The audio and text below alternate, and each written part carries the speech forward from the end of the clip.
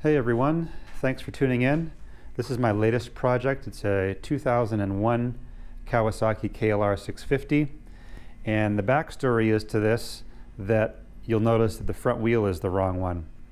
And in 2017 the front wheel was stolen, and the fellow that I bought it from just stopped riding it at that point. So it's been sitting for roughly 4 years. It was, typical running when parked kind of deal.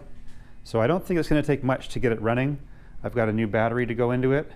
So I think what we'll try first is pop the battery in, see if we get the electronics firing up, and if we can get it to turn over, we'll check for spark.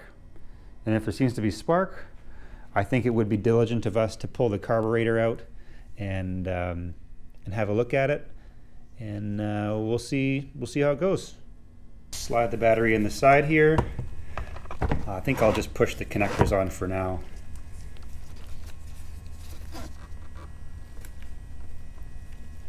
Positive, negative. Battery's in. Let's see if we can turn this key. Okay, we got a headlight. High beam. All right, horn. It's in neutral. Let's see if it turns over. Okay. Sounds like it's got compression. Let's check for spark. I'll pull it's just a single spark plug, of course. We'll pull the plug lead out and see if we've got spark. So I've pulled the spark plug out. It's a bit of rust around the spark plug. Spark plug itself is looking pretty sad, but we'll got it grounded to the head there, and we'll turn it over. See if we've got spark. This might be a pretty quick project. Let's look for spark. I'll turn it over now. Yep. Oh, we got air blowing out the cylinder there. Yep.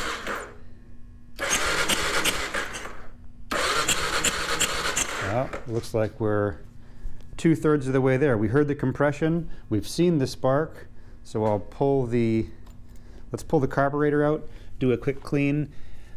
Right, because usually that idle jet is so small it's going to plug up first, and we could risk it by just pouring some gas into it and see if it'll fire up, but I'm optimistic that it'll fire up, so I think the best thing to do is to pull the carb out, give it a proper clean, and then the bike should run, well, should run like it did when the guy parked it in 2017. Let's see how it goes.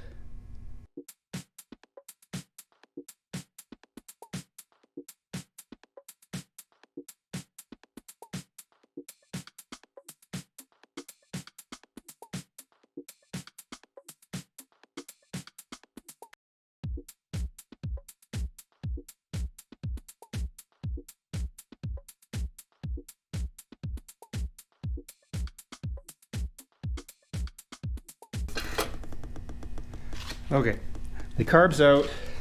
I left in. This is the vacuum hose that goes to the petcock. The fellow that I bought it from told me that the choke cable was no good, so I did pull a bit of slack. I haven't undone it yet. I'll do it next. This is the vacuum line that goes to the petcock. Not sure what this is. Somebody will be able to tell me what that is. Maybe that's the vent for the diaphragm. I'm not sure.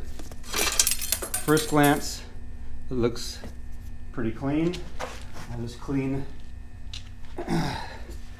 my finger before I push up the slide here. Oh, that was stuck. So, although it's nice and smooth now, it must have been just sort of varnish glued into place. I think it's going to be worth taking the bowl off though and cleaning the jets. Got a new fuel line for it because this is rock hard. I should say I pulled the tank off earlier. And while I've been waiting for parts, I did do this sort of sand or khaki camouflage paint job on it, just because it was really in really bad shape. It had that sort of dark green plastics, and they were in really bad shape. So I'll pull this on my bench, and we'll have a closer look at it. Okay, the plan here is to remove the float bowl, inspect that, because that's where all the crap settles, right? It's the lowest point of the carburetor. So let's do that now.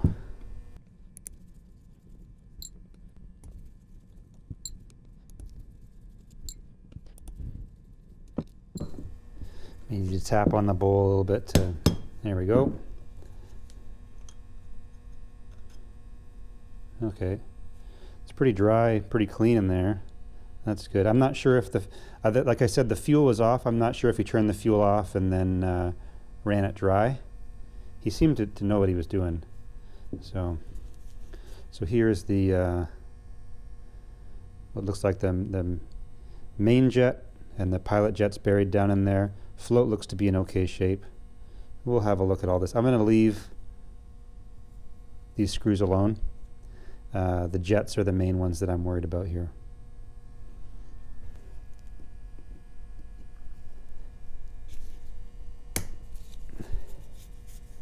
Yeah, that's pretty varnishy on there. I'm glad we took this apart. And then there's, that's like an emulsion tube, I think. Let's see if we've got an 8 mil here. Is that what that is? 7 or 8? 8. Crack that loose. That probably has little small passageways in it that should be cleaned up. Yeah, that doesn't look too bad, but we'll give it a spritz anyway. And how does our main jet look? Can we see through that? Yeah. Okay. Now it's just that idle jet way down there.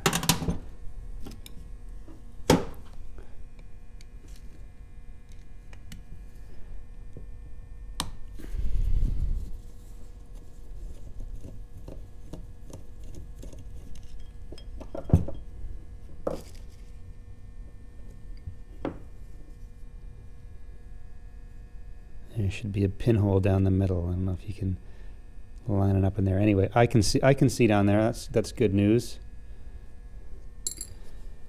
And the float, maybe I'll just blow into the fuel hose here, and if I can shut it off. So let's try this. I'm going to blow into the incoming fuel inlet, and I'll see if I can shut the fuel off.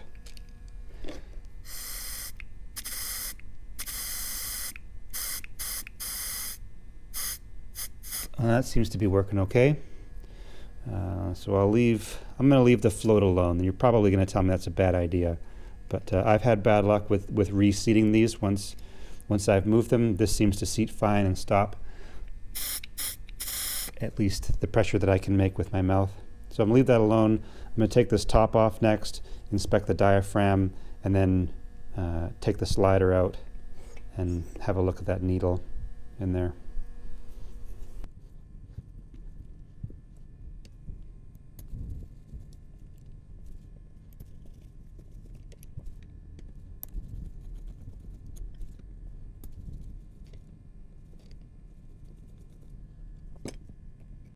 There's a spring that's going to be pushing up on me.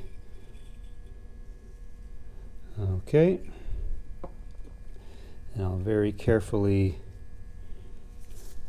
remove this diaphragm. It looks to be in pretty good shape, although they can kind of get stuck in that channel, and I don't want to tear it. There we go. Yeah, I'm glad we did this. How many times can you say that? Push it up from the bottom so I'm not yarding on that. And there's that needle that looks like it's got a bit of varnish on it. We can clean that up, and then we'll be set to reassemble, I think. This is going to be hopefully a pretty cut and dried project by the looks of it. Okay, I'm going to clean everything up. You don't need to watch that. And then we'll reassemble it all quick, fire it on the bike, and see if we can make it run. Stay tuned.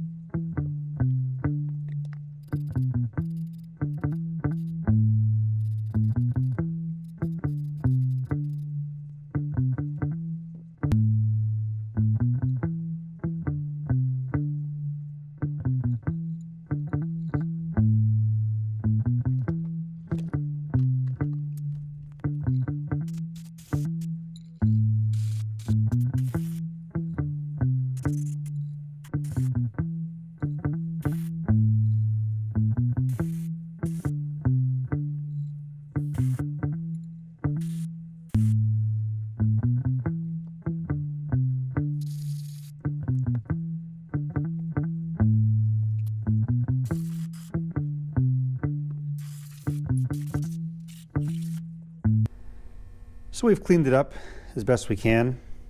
I'm not going to put any money into it yet. We'll see if it runs okay first, and then maybe we'll come back in and do a proper rebuild. But I'd like to hear the bike run before we put any money into it. What I am going to do, though, is cut off this old hard fuel line, just because it seems like it's a safety hazard. And we'll do that. I've got plenty of this stuff lying around. No need to risk it with this old crispy stuff. Yeah, this rock hard. I'm going to set that aside, and maybe I'll replace this vacuum line as well. Maybe it's good enough to get it running. I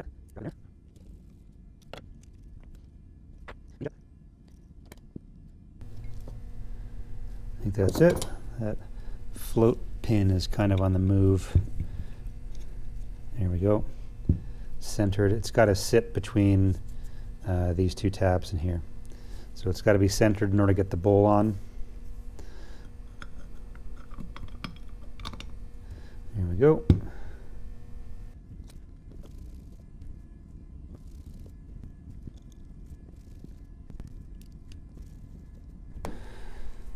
Not much to it. The next thing is this slide. We'll pop it in. It can only go in one way. Drop it in there. Then we'll put the needle down very gently. You see it through the carb there. This spacer. These aren't the technical names for them, of course.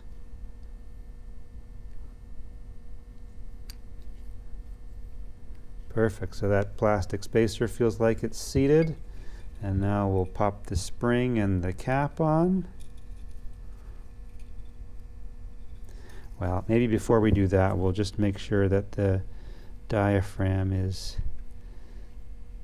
tucked into its little ridge there as best as we can manage. I just don't want to get it pinched. I think that's as good as it's going to get. We'll just have to make sure we don't pinch it as we clamp that down. How does that look? Not bad. 4 screws on top, and then I'll, excuse me, we'll check the movement of that that plunger with some compressed air.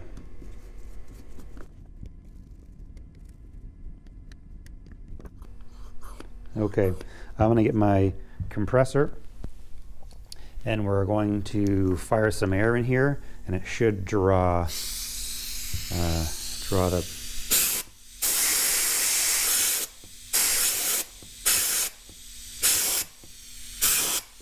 seems to be working just fine. Not sticking anywhere. So next step is to get this back on the bike.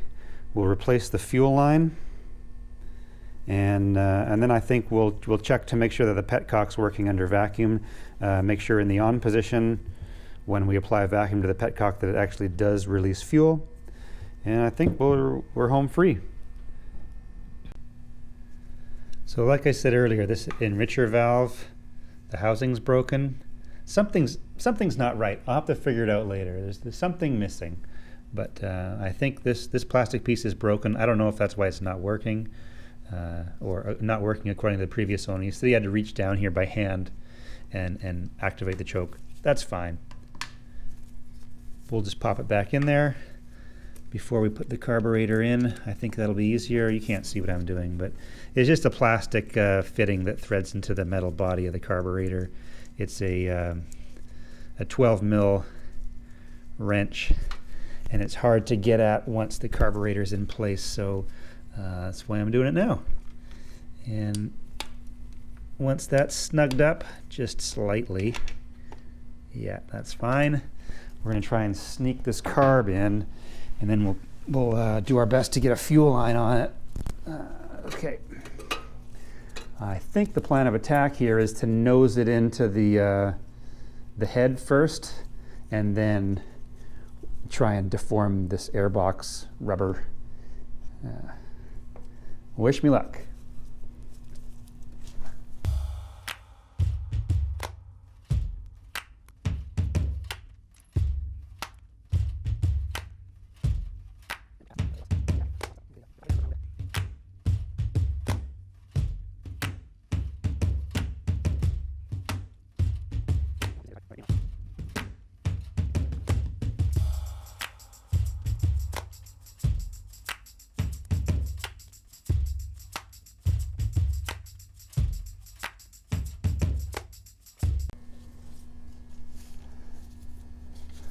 So right now I'm going to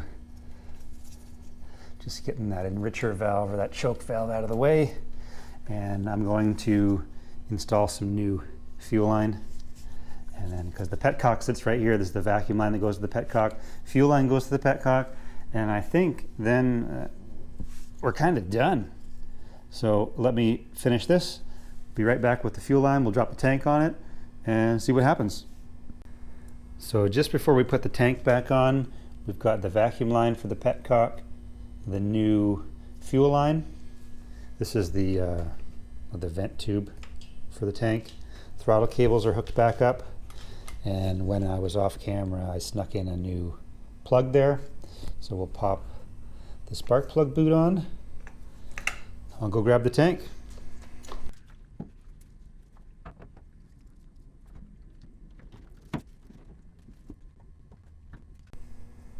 One thing I said we'd do earlier is check that the petcock releases fuel. So it's off. It's a vacuum actuated petcock. So how many times can you say petcock, eh? So no fuel comes out because the motor's not running. We don't even know if it runs. So I'm going to take this fuel line, connect it to the vacuum port on the petcock. That's the wrong one. We'll put this fuel line on, and I'm just going to apply a little bit of vacuum by mouth, and we'll see if we get any fuel coming out here. So let's see, that's the line that I'm going to connect. I'll turn it to on, and I'll suck a little bit, and we should see some fuel come out here. Oh, yep, that works. I hope you didn't get wet. Okay, good. We got fuel. We're going to try and... The gas doesn't smell bad, so I'm going to try and run it on this old fuel. We should get some life anyway if it's going to run. Okay, I'll make these final connections and we'll give it a shot. Fire it up. Okay, this is the moment of truth. We had spark, we've got fuel, the carburetor is empty, so it might take a little while. So maybe I'll leave the throttle closed to get some vacuum. Oh, and I don't really have my choke. I don't really have control of my choke, do I? Okay, well, we'll give it a shot.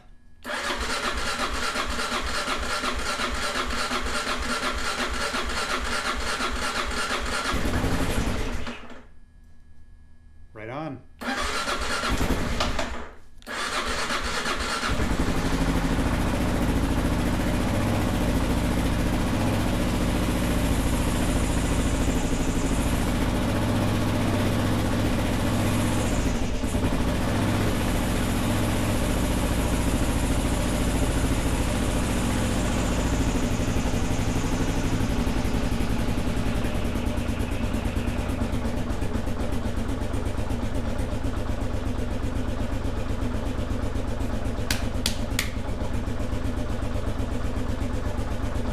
Sweet deal.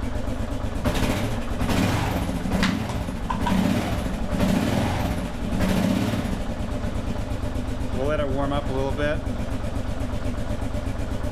Sounds okay. Sounds like a KLR. It's got that little squeak.